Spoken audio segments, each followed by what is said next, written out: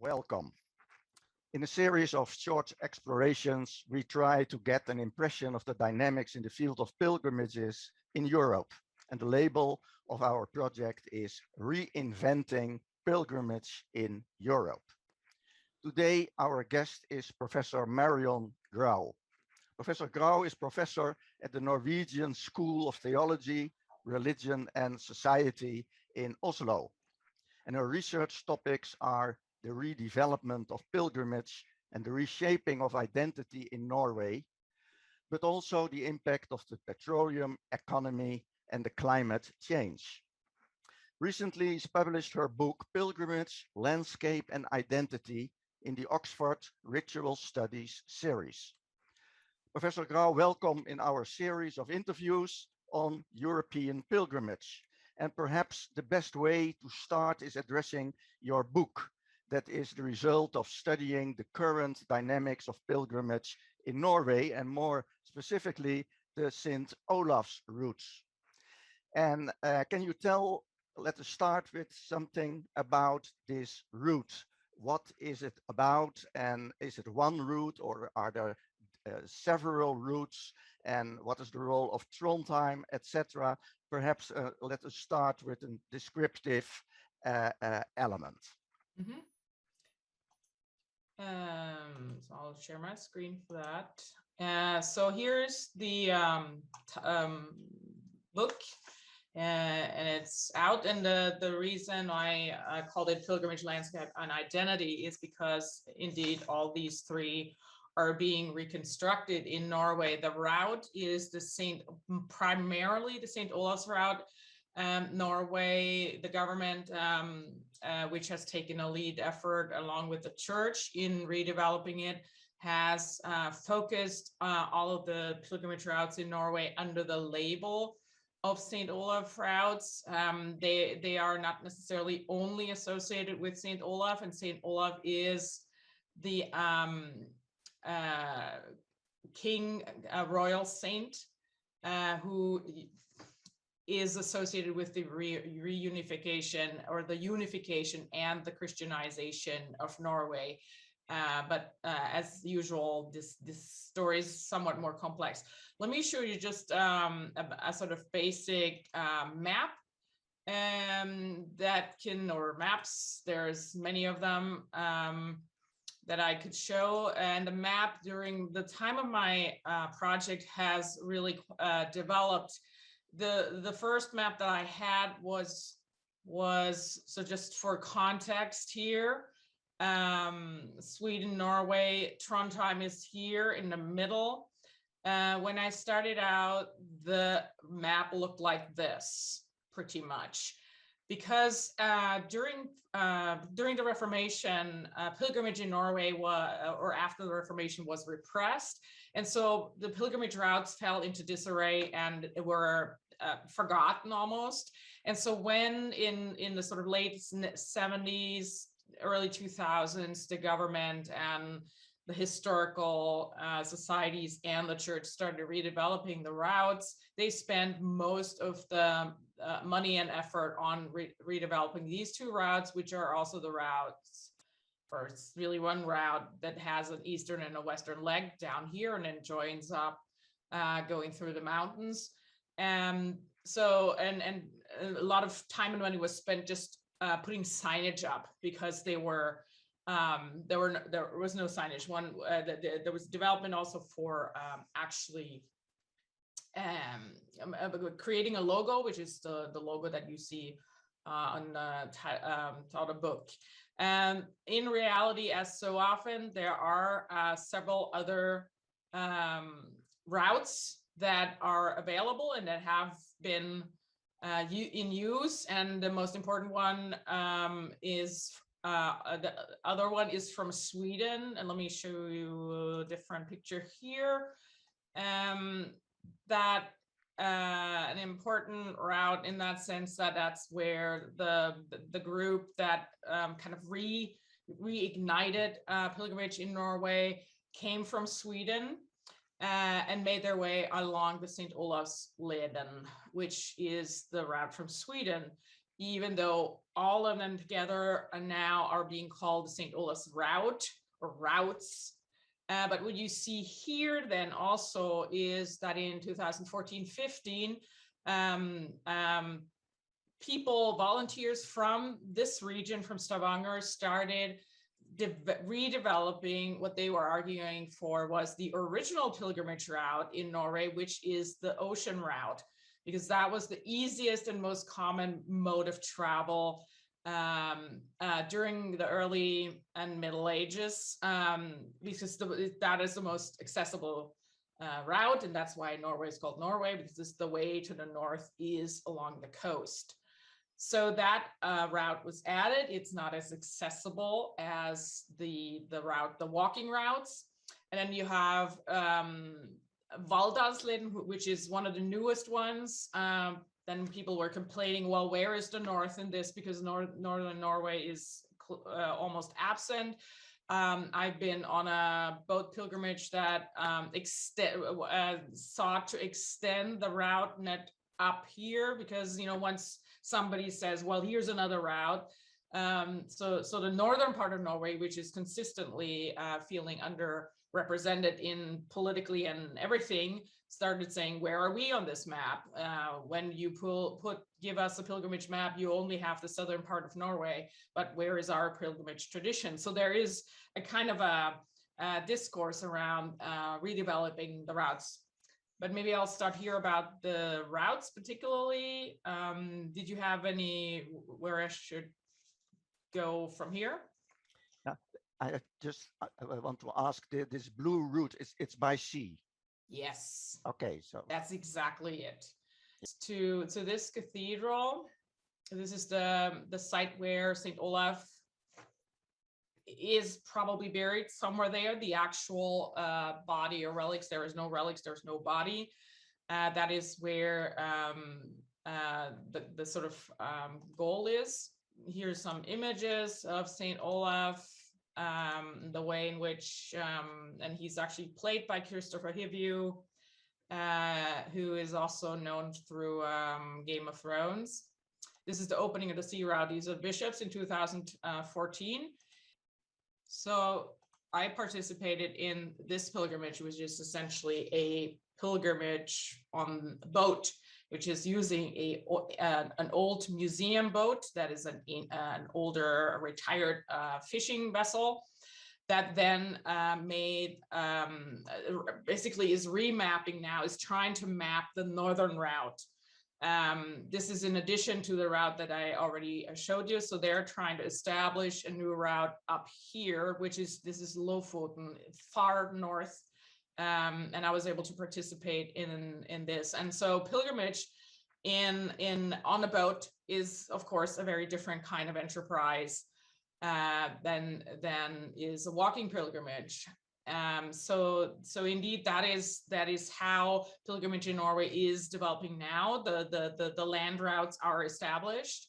Now people are looking for, because there's historic connections to St. Olav also in the north, they're trying to establish these routes up there.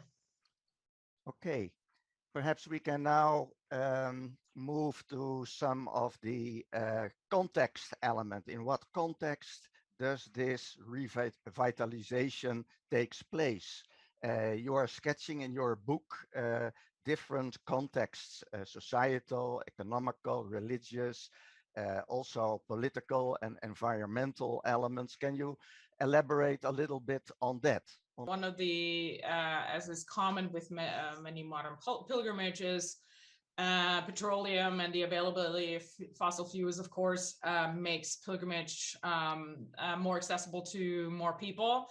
Norway has, as we had an election yesterday, struggling with removing itself from its own dependence on oil in particular. And that has shaped also the pilgrimage network. It has shaped the entire economy. There is too much dependency on this. And so more than perhaps many other countries, there is a sense of a kind of tension between Norwegians love for their natural environment and their preservation of it. And pilgrimage depends, of course, on a sense of history, a sense of landscape, a sense of being in nature, and the constant pressure on nature when that is being negotiated. So there's heritagization and traditionalization going on all the time in the pilgrimage movement, as one tries to recapture the sort of dominant Christian past. Norway changed also significantly after the petroleum was found in the North Sea. Through migration. So this pilgrimagism is also redeveloping in a context of migration and identity, and constantly has to rethink what does pilgrimage look like in the context of heightened migration, where you have significant and growing minorities of Muslims or not Lutherans, right? Norway is a majority Lutheran and ethnic Norwegian country, but this is changing.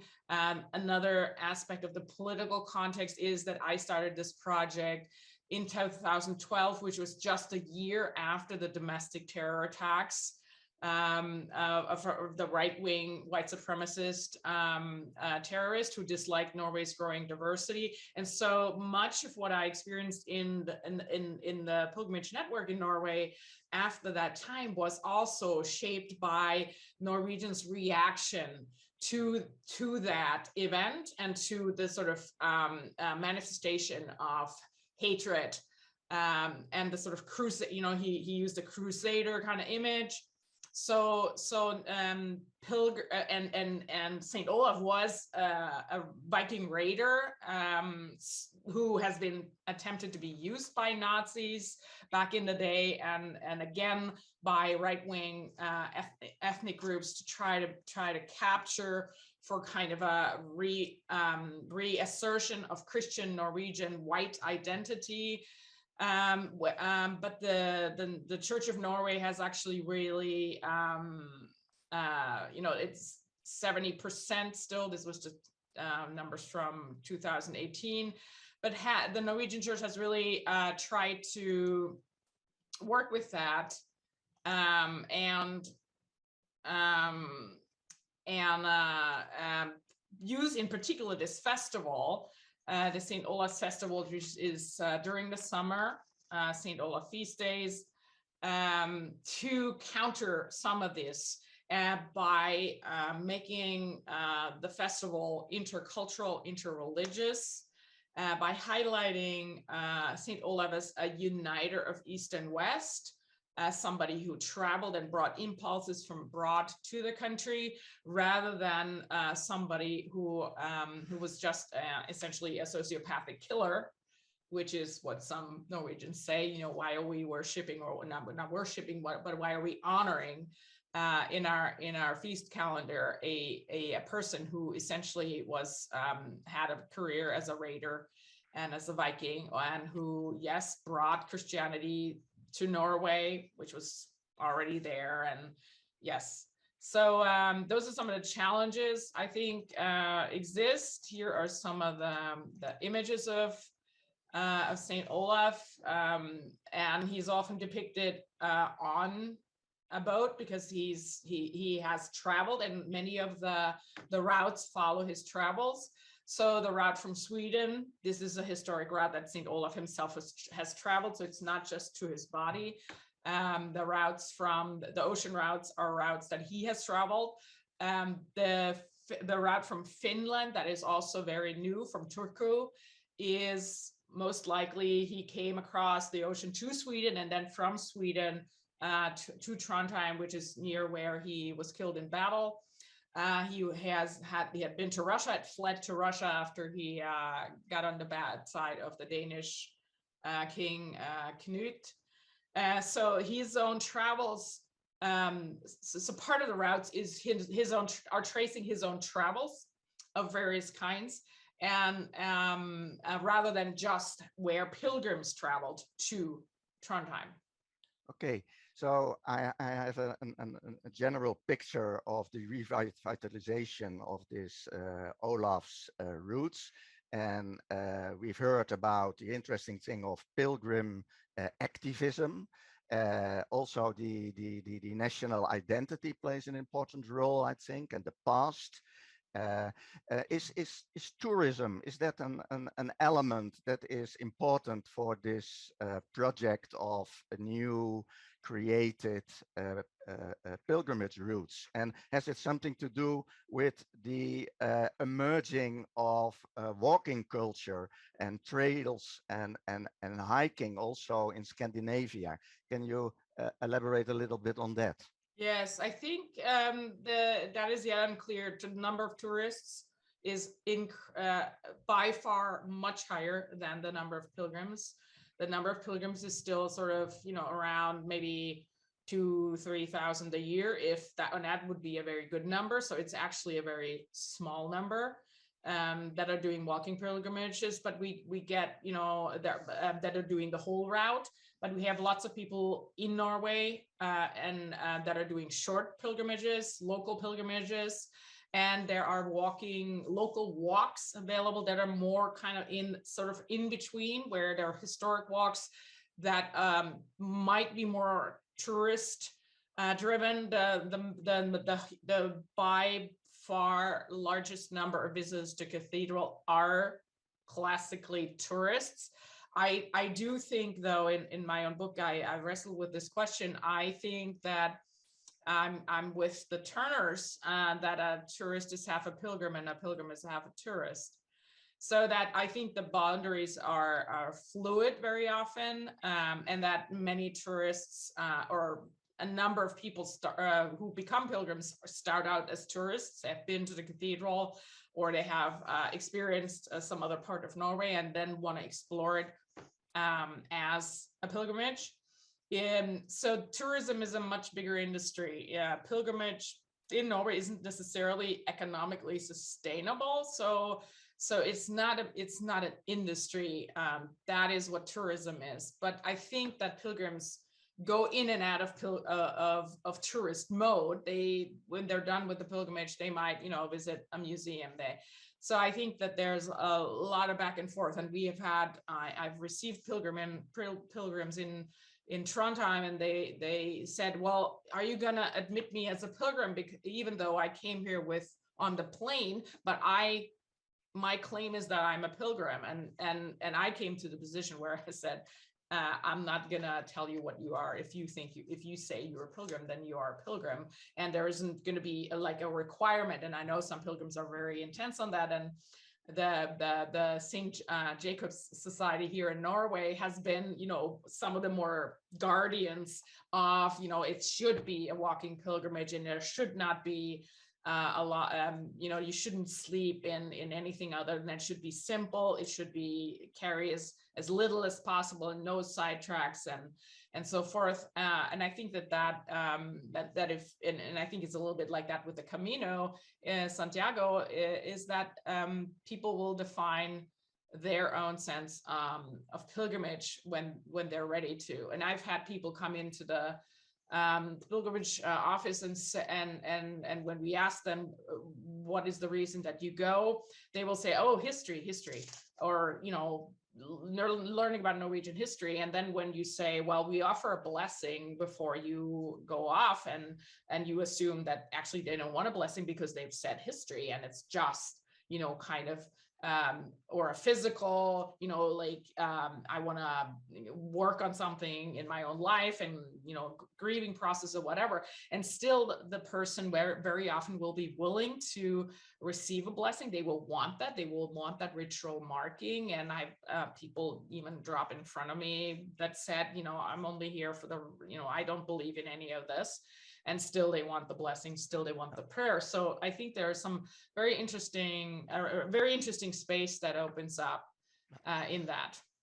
You mentioned the Camino. What is the relation between these paths to Trondheim from south to north and the Camino routes? Yes, we can definitely see that there is a connection, and Marion Bauman has introduced the term Caminoization. And absolutely, that is going on with Norway. It's the St. Olav Pass is one of the cultural routes of Europe. So it's tied into the sort of larger EU network of bringing people together in Europe across boundaries, across borders. And many people will say, and this first pilgrim society in Norway is the St. Jacob Society, which very long was quite small and very sort of like, and what they would do is they would organize pilgrimages to Santiago de Compostela, not pilgrimages necessarily in Norway. That developed over time. And that's exactly that time period that I've been able to look at from sort of like late 90s, that fully coming online in the 2000s until now, where pilgrimage in Norway has been redeveloped because it was almost entirely gone, and there were no guidebooks to be gotten, so, and the development of guidebooks is very important in order that pilgrimage routes are actually accessible, that one knows. A lot of people don't know pilgrimage routes in Norway. And what we also see in terms of communization is some of the similar expectations that people come with. I had a lot of German pilgrims that have been lots of people who've been to on the Camino or to the Camino come to Norway because they feel that the Camino is becoming too full, too touristy. It's too much. So a lot of pilgrims that come to Norway are the ones who want the quieter experience, the more less hot now also. So people are commenting on that Spain is actually becoming too hot to do pilgrimage in a sustainable way. So we do see that, and also communalization in the sense that churches and cathedrals play an important role in the the Nidaros Cathedral which is a big, one of the biggest tourist attractions in Norway, because there's not that much else in terms of architecture. It has a lot of visitors, and that kind of is similar to, I think, the communization as well. So there's I've read a number of studies of Camino pilgrims. There are very many similarities, and some of the expectations, some of the ways in which the route has been developed are very similar. Okay, many thanks. Due to the time, we need to close this interview. Professor Grau, many thanks for being in our program on dynamics of pilgrimage in Europe. And I can again refer to your new book, Pilgrimage, Landscape and Identity. Thank you.